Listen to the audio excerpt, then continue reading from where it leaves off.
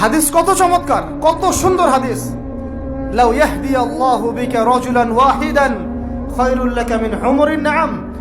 তোমার দ্বারা যদি একটা মানুষও আল্লাহর দিকে ফিরে আসে, আল্লাহওয়ালা হয়ে যায়, লাল উট কুরবানি করার চেয়ে বেশি নেকির কাজ। তোমার একটা দাওয়াতে যদি মানুষ আল্লাহর দিনের দিকে ফিরে আসে, ওই আমলকারী সব নেকি তুমি পাবা।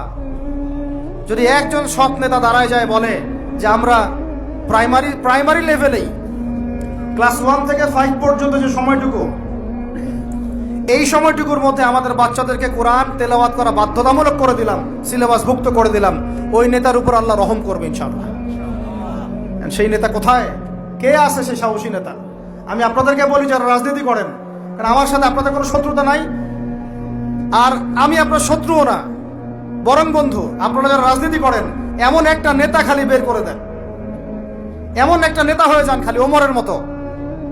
আল্লাহ পাক তৌফিক দান করেন আপনাদেরকে, যে আপনারা যদি কোরআন শিক্ষাটাকে বাধ্যতামূলক করে দেন, নবীর হাদিস শিক্ষাগুলোকে বাধ্যতামূলক করে দেন, সিরাত নবীর জীবনী চর্চাগুলোকে বাধ্যতামূলক করেন উচ্চ মাধ্যমিক লেভেলে, দেখবেন এই ছেলেপেলেগুলো আর ওই ইয়াবাখোর হবে না ইনশাআল্লাহ।